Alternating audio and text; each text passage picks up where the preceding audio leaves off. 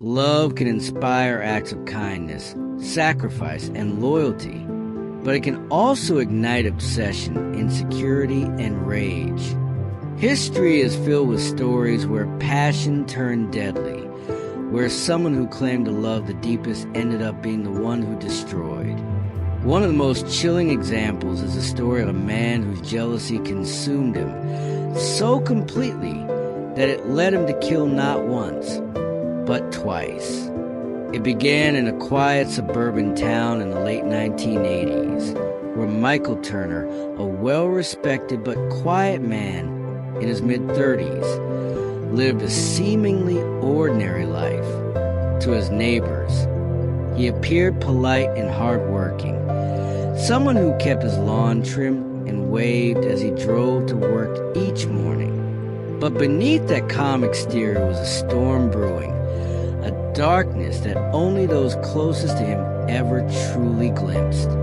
Michael met Rebecca Hayes, a bright, free-spirited woman in her 20s at a local diner.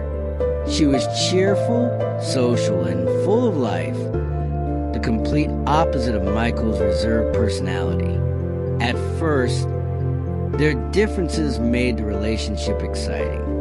Michael was drawn to her energy, while Rebecca felt comforted by his stability. But what started as romance soon grew into something toxic. Michael's quiet nature masked an intense possessiveness. He became increasingly controlling, wanted to know where she was, who she spoke to, and why she smiled at strangers. Rebecca brushed it off in the beginning, thinking it was just a sign of how deeply he cared. But as weeks turned into months, his jealousy became suffocating. Friends warned her that Michael seemed obsessive, but she often defended him, saying he just loved her too much.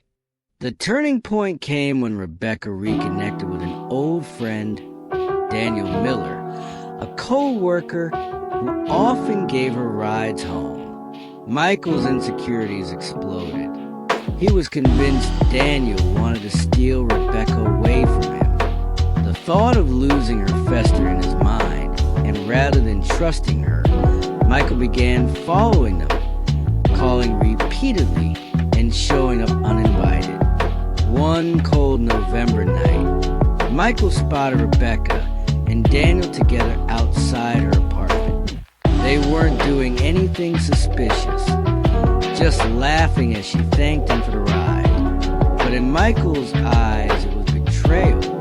Blinded by rage, he confronted them. Words turned into shouting, and shouting escalated into violence. In a fit of uncontrollable jealousy, Michael attacked Daniel, beating him savagely.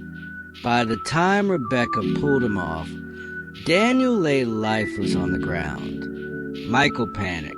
He insisted it was an accident, a fight gone too far. But deep down, Rebecca knew this wasn't just about anger.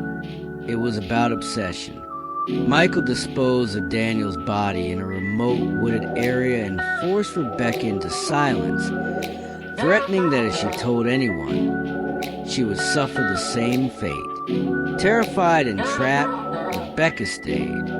For a while, the murder weighed heavily on Michael, but instead of remorse, his paranoia grew. He believed Rebecca resented him, that she might betray him and go to the police. His twisted logic told him that if she truly loved him, she would forgive and stay loyal. But every small argument, every sigh or look of distance, fueled his fear that she was slipping away.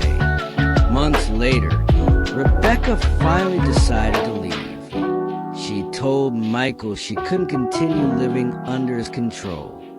That confession shattered him. His love had never been about partnership. It was about possession. If he couldn't have her, no one could. On a rainy spring night, Michael lured Rebecca to his house under the pretense of talking things through. She hesitated but went, hoping for closure.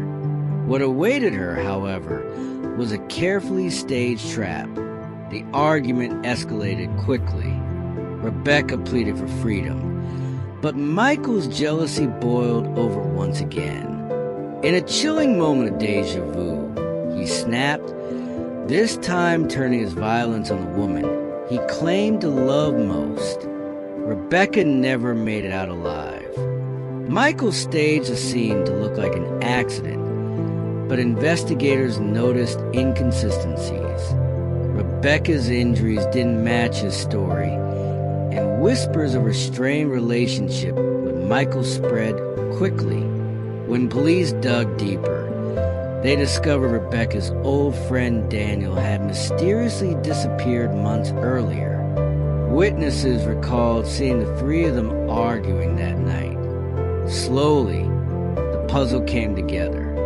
Under interrogation, Michael tried to maintain his innocence, but his story unraveled. The weight of two lives lost as jealousy finally came crashing down. Eventually, he confessed, not out of guilt, but because his lies could no longer hold. He admitted that he killed Daniel in a jealous rage, and when Rebecca tried to leave him, he silenced her forever. The trial was shocking. Neighbors who once thought of Michael as a quiet man now sat stunned as prosecutors revealed the monster he had become. His obsession with control, his inability to accept rejection, and his terrifying jealousy had transformed him into a double murderer. Michael Turner was sentenced to life in prison without the possibility of parole. To this day, he remains a chilling reminder of how unchecked obsession and jealousy can turn deadly. The story of the jealous lover who killed twice lingers as both a tragedy and a warning. Love, when twisted by control and insecurity, can transform into something dark and destructive. Rebecca and Daniel became victims not of a stranger, but of someone who claimed to love them. And in the end, Michael wasn't just a jealous lover. He was a man consumed by his own demons, willing to destroy the very people he couldn't bear to lose. Please subscribe for more true crime stories.